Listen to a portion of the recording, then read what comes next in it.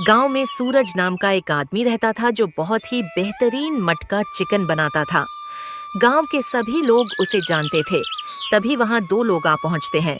अरे सूरज भाई, जल्दी जल्दी 2 प्लेट मटका चिकन लगा दो यार। बहुत तेज भूख लगी है और तुम्हारे हाथ का चिकन ना खाऊं तो दिन अधूरा सा लगता है। अरे आओ आओ, सूरज का मटका चिकन खाओ, उंगलियां चाटते ही जाओ। ऐसा स्वाद दूंगा तुम्हें कि आज तुम दोनों 3 रोटी की जगह 6 रोटी खा जाओगे। तभी सूरज उन दोनों को चिकन दे देता है और दोनों बड़े मजे से चिकन के साथ रोटी का आनंद लेते हैं। ओ हो, क्या लाजवाब स्वाद है। सूरज भाई, मजा आ गया। अरे भैया, ये तो बस आप लोगों का प्यार है, जो आप लोगों को मेरे हाथ की बनाई हुई मटका चिकन इतनी पसंद आती है। खाना खाने के बाद वो दोनों ग्राहक चले जाते हैं। तभी कुछ देर बाद वहाँ एक गरीब बूढ़ा आदमी आता है और सूरज से कहता है, बेटा, मुझे खाने के लिए थोड़ा सा खाना दे दो। मैं बहुत ही गरीब हूँ, मेरे पास पैसे भी नहीं है। अरे काका, आप भी कैसी बात कर रहे हैं? मैं आपसे पैसे कैसे ले सकता हूँ? मैं अभी आपको खाना दे देता हूँ। सूरज बूढ़े काका को चिकन दे देता है और बूढ़े काका बड़े मजे से खाने लगते हैं। सूरज दिल से बहुत ही अच्छा था। देखते ही देखते उसके ठेले पर भीड़ बढ़ती चली गई और शाम होते होते सूरज का सारा मटका चिकन खत्म हो गया।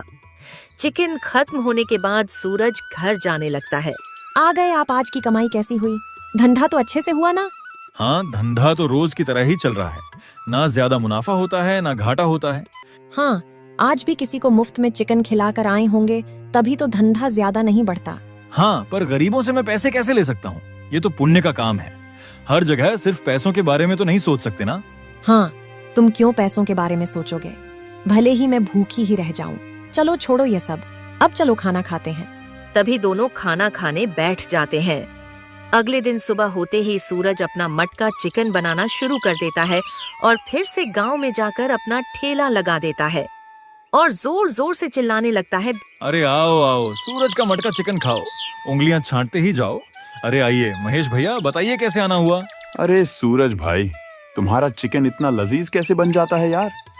मेरी बीवी तो इतना अच्छा नहीं बना पाती। ऐसा क्या इस्तेमाल करते हो?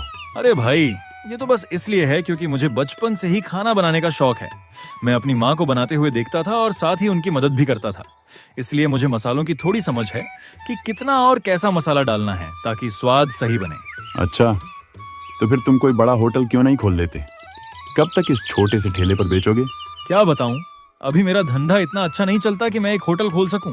अच्छा ठीक है, आजकल शादियों का सीजन है। अगर मुझे कहीं पता चला कि किसी को बावर्ची की जरूरत है तो मैं उसे तुम्हारा पता दे दूंगा, और अभी मुझे 1 प्लेट चिकन दे दो। तभी सूरज उसे चिकन दे देता है। उधर गांव में एक चौधरी साहब की बेटी की शादी थी, लेकिन चौधरी को खाना बनाने के लिए कोई बावर्ची नहीं मिल रहा था। गोपाल, ओ गोपाल, जरा यहाँ आना, मुझे तुमसे कुछ काम है। तभी वहाँ गोपाल आ जाता है और कहता है, हाँ मालिक, बोलो क्या काम है? अच्छा, अब मैं तुझे बताऊं क्या काम है। मैंने तुझे 4 दिन से कह रखा है कि गांव जाकर किसी अच्छे बावर्ची को लेकर आ, पर तुझसे इतना सा काम भी नहीं हो रहा। 2 दिन बाद बेटी की शादी है और अब तक बावर्ची का इंतजार ही चल रहा है। मालिक, मैंने कई होटलों में जाकर वहां का खाना खाकर देखा है, लेकिन किसी के हाथ का खाना स्वादिष्ट नहीं लगा। शादी का माहौल है, अगर बावर्ची खाना अच्छा नहीं बना पाया तो लड़के वाले क्या सोचेंगे, और फिर आप मुझ पर ही चिल्लाओगे कि सब तेरी वजह से हुआ, तूने खराब बावर्ची बुलाया। हाँ, पर अब बस 2 दिन ही रह गए हैं। अगर बावर्ची ही नहीं मिला तो खाना कौन बनाएगा? मैं तो कहता हूँ आप और मैं मिलके ही बना देते हैं। एक थप्पड़ पड़ेगा ना, सारी मजाक मस्ती निकल जाएगी। अभी तुझे मैं मजाक के मूड में दिख रहा हूँ क्या? तू एक काम कर, गांव में जा और लोगों से बात कर कि उनकी पहचान में कोई अच्छा बावर्ची है क्या। ठीक है मालिक। ऐसे बोल के गोपाल गांव की तरफ निकल जाता है, यह देखने के लिए कि गांव में कोई अच्छा बावर्ची है या नहीं। रास्ते में उसे गांव के कुछ लोग मिल जाते हैं। सुनो भाइयों, मेरे यहाँ 2 दिन बाद शादी है और मुझे ऐसा कोई बावर्ची चाहिए जो बहुत अच्छा नॉन वेज और थोड़े बहुत पकवान बना सके। क्या गांव में ऐसा कोई है जो मेरी मदद कर पाए? अगर तुम्हें एक अच्छा बावर्ची चाहिए तो तुम्हें गांव के चौराहे पर जाना चाहिए। वहां तुम्हें सूरज नाम का एक आदमी मिलेगा। वो बहुत ही स्वादिष्ट खाना बनाता है, पूरा गांव उसे जानता है। अच्छा, तो तुम मुझे उसके ढाबे का पता बता दो, मैं वहां जाकर उससे बात कर लेता हूँ। नहीं नहीं, तुम गलत समझ रहे हो। सूरज किसी होटल में काम नहीं करता, वो तो ठेला लगाकर मटका चिकन बेचता है। गांव वाले की बात सुनकर गोपाल मन में सोचता है, अरे ये लोग तो मुझे ठेले वाले का पता बता रहे हैं। मुझे तो किसी अच्छे होटल का बावर्ची चाहिए, ना कि कोई ठेले वाला। वालों से पूछता हूँ। ठीक है, मैं अभी जाकर देखता हूँ। तभी गोपाल और भी गांव वालों से पूछताछ करने निकल जाता है। मुखिया जी, अच्छा हुआ आप मुझे यहीं मिल गए। अब मुझे और लोगों से पूछताछ करने की जरूरत नहीं पड़ेगी। आप ही मुझे बता दीजिए। हाँ, पर मैं तुम्हें क्या बताऊं? पूछो, तुम्हें क्या पूछना है? मुखिया जी, 2 दिन बाद मेरे घर में शादी है। मुझे एक बावर्ची चाहिए जो मेरे घर आकर स्वादिष्ट खाना बना सके। अच्छा, फिर तो तुम्हें सूरज के पास जाना चाहिए। उसके हाथों में जादू है। वो बचपन से ही खाना बना रहा है और बहुत ही स्वादिष्ट खाना बनाता है। अरे मुखिया जी, गांव में जिससे भी पूछ रहा हूँ वो मुझे सूरज का ही नाम बता रहा है। क्या वह सच में इतना स्वादिष्ट खाना बनाता है? मैं कहूं तो तुम मानोगे नहीं। इसीलिए एक काम करो, थोड़ा आगे जाओ, तुम्हें उसका ठेला दिख जाएगा। वहां जाकर एक बार उसके हाथ का चिकन खाकर देखो, तुम खुद समझ जाओगे। मुखिया की बात सुनकर गोपाल आगे बढ़ जाता है। तभी गोपाल सूरज के ठेले के पास आ जाता है। अरे आओ भैया आओ, सूरज का मटका चिकन खाओ, उंगलियां चाटते ही जाओ। बताओ भैया कितनी प्लेट लगाऊं? क्या तुम ही सूरज हो? गांव वालों से तुम्हारे बारे में बहुत तारीफें सुनी हैं कि तुम्हारा चिकन बहुत ही स्वादिष्ट होता है। एक काम करो, मुझे एक प्लेट लगा दो, मैं भी तुम्हारे हाथों का जादू देखूं। तभी सूरज उसे एक प्लेट चिकन देता है। गोपाल उसे खूब मजे से खाता है और खाने के बाद सूरज से कहता है, हाँ सूरज भाई, तुमने तो कमाल का चिकन खिला दिया यार। ऐसा स्वाद तो मैंने आज तक नहीं चखा। एक काम करो, मुझे एक प्लेट पार्सल दे दो। अगर तुम्हारा खाना मेरे मालिक को पसंद आ गया तो समझो तुम्हारी तो लॉटरी ही लग गई। हाँ भाई, अभी देता हूँ। और हाँ भाई, अपने मालिक से यह भी कहना सूरज का चिकन है, खाओगे तो खाते ही रह जाओगे। सूरज से पार्सल लेकर गोपाल अपने घर जाने लगता है और घर पहुंचते ही अपने मालिक से कहता है, मालिक, बहुत ढूंढने के बाद जाकर मुझे एक बावर्ची मिला है।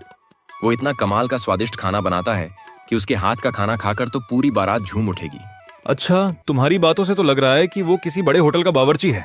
नहीं मालिक, वो किसी होटल का नहीं है, बल्कि वो तो एक छोटा सा ठेला लगाता है। यह क्या कह रहे हो तुम? मैंने तुम्हें एक अच्छे बावर्ची को बुलाने भेजा था और तुम यहाँ एक ठेले वाले को लाने की सोच रहे हो। अरे मालिक, आप ऐसे नहीं समझोगे। मैं उसके यहाँ से चिकन और रोटी लाया हूँ। आप एक बार खाकर देखो, फिर आप खुद ही समझ जाओगे। जिसके बाद वह खाना खाने लगता है और बड़े मजे से खाना खाता है। खाने के बाद वह कहता है, गोपाल, यह तो बहुत ही स्वादिष्ट है। ऐसा तो मैंने कभी किसी होटल में भी नहीं खाया। देखा मालिक, कहा था ना, मैं बहुत ही बढ़िया बावर्ची ढूंढ कर लाया हूँ। हाँ, अब एक काम करो, तुम अभी के अभी वहां जाओ और उसे यहाँ लेकर आओ। तभी गोपाल सूरज को बुलाने के लिए निकल जाता है और जाते जाते रास्ते में उसे जीतू सेठ मिल जाता है। अरे गोपाल, तुम यहाँ? मैं तो तुम्हारे ही घर आ रहा था। कल तुम मेरे यहाँ आए थे ना कि तुम्हें शादी के लिए एक बावर्ची चाहिए। तुम्हें तो पता ही है, मेरा नाम है जीतू।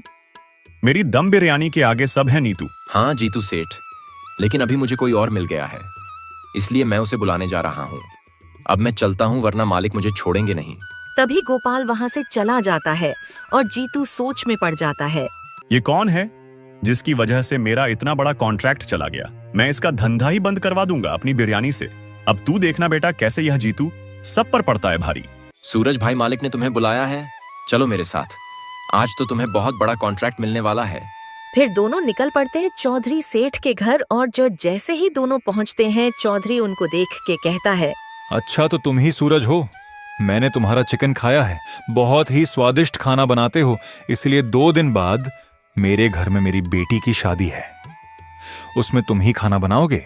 वैसे तुम्हें और क्या क्या बनाना आता है? मैं तो बचपन से ही तरह तरह के पकवान बनाता आ रहा हूँ। इनमें सबसे स्वादिष्ट मुझे चिकन बनाना आता है। बाकी आप जो कहेंगे मैं बना दूंगा। ठीक है, फिर तुम अपना मटका चिकन बनाना, साथ में कुछ चाइनीज आइटम और थोड़े गुलाब जामुन भी बना देना। ठीक है चौधरी साहब, मैं कल सुबह 5 बजे आकर सारा सामान बना दूंगा। तभी सूरज घर जाता है और अपनी बीवी को सारी बात बताने लगता है। सुनो, मुझे कल सुबह 5 बजे एक सेठ के घर जाना है। पकवान बनाने का बड़ा कॉन्ट्रैक्ट मिला है और पैसे भी अच्छे खासे मिलेंगे। सबसे पहले पैसे आते ही हम तुम्हारे लिए शॉपिंग करने चलेंगे। अच्छा ठीक है, चलो अब खाना खा लेते हैं, फिर सारी तैयारी कर लेंगे ताकि कल सुबह तुम जल्दी से सब बना सको। अगले दिन सुबह होते ही सूरज सारा सामान बनाकर तैयार कर देता है। तभी वहाँ चौधरी साहब आ जाते हैं। वाह सूरज, तुमने तो सारे पकवान बनाकर तैयार कर दिए हैं, साथ ही इनमें से बहुत ही मस्त खुशबू भी आ रही है। हाँ साहब, मैं यहाँ सुबह 5 बजे ही आ गया था और तभी से सब बना रहा हूँ। अब आपको अपनी बारात की चिंता नहीं करनी पड़ेगी। तभी बारात आती है और सभी लोग बड़े मजे से खाना खाते हैं। खाने को लेकर चौधरी साहब को खूब तारीफ मिलती है। यह सब देखकर चौधरी खुश होकर सूरज से मिलने जाता है। सूरज, आज तो तुम्हारी वजह से पूरी बारात में बस मेरा ही नाम चल रहा है। सब यही कह रहे हैं कि आज से पहले किसी भी बारात में इतना स्वादिष्ट खाना नहीं खाया। अरे साहब, ऐसी कोई बात नहीं है। अच्छा, अब मैं चलता हूँ, 2 दिन हो गए हैं, मैंने अपनी दुकान भी नहीं लगाई है। अच्छा ठीक है, जाओ तुम, और जाते जाते खाना खाकर ही जाना। और हाँ, मैंने 15,000 रुपये तुम्हारे अकाउंट में डाल दिए हैं। साहब, आपने 15,000 क्यों डाल दिए? मैंने तो खाना बनाने के लिए सिर्फ 5,000 ही आपसे मांगे थे। अरे सूरज, तुम्हारी वजह से आज मेरी इज्जत बच गई और साथ ही पूरी बारात में मेरा नाम हो गया, इसलिए इसे मेरी तरफ से इनाम समझो। तभी सूरज पैसे मिलने के बाद घर चला जाता है। आज तो मुझे बहुत ज्यादा पैसे मिले हैं और मैंने कहा था ना, पैसे मिलेंगे तो हम शॉपिंग पर जाएंगे। चलो अब। पर तुम्हारी दुकान का क्या? वो भी तो 2 दिन से बंद है ना। अरे मैंने कहा ना, चौधरी साहब ने आज खुश होकर मुझे बहुत ज्यादा पैसे दे दिए हैं, इसलिए दुकान की चिंता तुम मत करो। वैसे भी ऐसे दिन बार बार नहीं आते। चलो अब। यहाँ सूरज अपनी बीवी से घूमने और शॉपिंग की बात कर रहा था। वहीं दूसरी तरफ जीतू सेठ अपना खेल खेल चुका था। सूरज की दुकान बंद करवाने के लिए जीतू ने अपनी स्पेशल बिरयानी का ठेला शहर से हटाकर गांव में लगा दिया था। बेटा सूरज, तूने 2 दिन दुकान ना खोलकर बहुत बड़ी गलती कर दी। मैंने सबको अपने हाथ की बिरयानी खिला दी है। अब कोई भी तेरी दुकान पर नहीं आएगा। मेरा नाम है जीतू, मुझसे पंगा पड़ेगा भारी। एक दिन गांव में जिन जिन लोगों ने जीतू की बिरयानी खाई थी, सबका पेट दर्द करने लगा। कुछ लोग बीमार भी पड़ गए, लेकिन सबके मन में बस एक ही बात थी, एक बार और लगता है जीतू की बिरयानी खानी होगी। एक बार और। सबका पेट दर्द कर रहा था, लोग बीमार भी हो रहे थे, लेकिन फिर भी पता नहीं क्यों सबको जीतू की बिरयानी की लत लग गई थी। और दूसरी तरफ सूरज की दुकान पर कोई भी नहीं आ रहा था। सूरज सुबह से शाम तक इंतजार करता रहा, लेकिन कोई उसकी दुकान पर नहीं आया। ये क्या हो रहा है? कुछ तो गड़बड़ है। अचानक लोगों ने मेरी दुकान पर आना क्यों बंद कर दिया? और ये जीतू की दुकान पर क्यों जाने लगे हैं? आखिर ऐसा क्या खिला रहा है ये? सूरज घर जाने लगता है, तभी रास्ते में उसे मुखिया जी मिल जाते हैं। वे सूरज से कहते हैं, सुना है सूरज, तुम अपने चिकन में कुछ मिला रहे हो क्या? मुझे गांव वालों से पता चल रहा है कि बहुत लोगों की तबीयत खराब हो रही है। अगर तुम कुछ गलत कर रहे हो तो अभी बंद कर दो। मुखिया जी, आप ये क्या कह रहे हैं? आप तो जानते हैं कि मैं कई सालों से यहाँ खाना बना रहा हूँ। आज तक मेरे खाने से कोई बीमार नहीं पड़ा, तो आज आप मुझे ऐसा कैसे कह सकते हैं? हाँ, मैं जानता हूँ, लेकिन जीतू सेठ ने मुझसे कहा है कि तुम अपने खाने में कुछ मिला रहे हो, इसलिए मैंने सोचा कि पहले तुमसे अकेले में बात कर लूं। अच्छा, अब मैं समझा मुखिया जी। क्या आपने ये ध्यान नहीं दिया कि ये सब तभी से शुरू हुआ है जब से जीतू आया है, और जब से वह आया है तब से मेरी दुकान पर तो कोई आता ही नहीं। तो भला मेरा खाना खाकर कोई बीमार कैसे पड़ सकता है? हाँ, बात तो तुम सही कह रहे हो। एक काम करो सूरज, आज रात तुम उसका पीछा करो और देखो कि वो ऐसा क्या करता है। फिर कल सुबह गांव वालों के सामने उसे सजा देंगे। तभी रात होते ही सूरज जीतू के घर के बाहर पहुंच जाता है। वो देखता है कि जीतू अपनी बिरयानी में एक बोतल से कुछ मिला रहा है। यही तो है वो राज, जिसकी वजह से लोग मेरी बिरयानी खाए बिना रह ही नहीं पाते। ये एक केमिकल है जो लोगों के दिमाग के साथ खेलता है। जैसे कोई एक बार नशा कर ले तो उसे लत लग जाती है, वैसे ही मेरी बिरयानी खाने के बाद लोगों को उसकी लत लग जाती है। अच्छा, तो यही है वो वजह जिसकी वजह से लोगों की तबीयत खराब हो रही है। अब कल सुबह मुखिया जी और मैं गांव वालों के सामने इसका पर्दाफाश करेंगे। अगले दिन गांव वाले, सूरज, मुखिया जी और जीतू सभी लोग इकट्ठा हो जाते हैं। जीतू, अब तू गया। कल रात सूरज ने सब देख लिया कि कैसे तू बिरयानी में केमिकल मिला रहा था और लोगों को अपनी बिरयानी की लत लगवा रहा था। तुझे पता भी नहीं तेरे उस केमिकल की वजह से कितने लोगों की तबीयत खराब हुई है। मुखिया जी, यह सूरज झूठ बोल रहा है। आप इसकी बातों में कैसे आ सकते हैं? यह नंबर 1 का झूठा है, शक्ल से ही चोर लगता है। अच्छा, अगर ऐसी बात है तो रुको, अभी पुलिस को बुलाते हैं। वो तुम्हारे घर की तलाशी लेगी, तब खुद ही सारा सच सामने आ जाएगा। पुलिस का नाम सुनते ही जीतू हाथ जोड़ लेता है और कहता है, नहीं, पुलिस मत बुलाओ, वरना मेरा पूरा धंधा खत्म हो जाएगा। हाँ, मैं मानता हूँ मैं बिरयानी में केमिकल मिला रहा था। मैं वादा करता हूँ कि आज के बाद कभी नहीं मिलाऊंगा। मुझे नहीं पता था कि इससे लोगों की तबीयत खराब हो रही है। मुझे माफ कर दो। नहीं, अब माफी नहीं मिल सकती। अब तेरी सजा यह है कि आज के बाद तेरी कोई भी दुकान इस गांव में दिखाई नहीं देनी चाहिए, और ना ही तू यहाँ दिखाई देना चाहिए। और तुझे यह समझना होगा और लोगों को भी समझाना होगा कि लत जैसी चीजों से दूर रहना चाहिए और अपनी सेहत पर ध्यान देना चाहिए।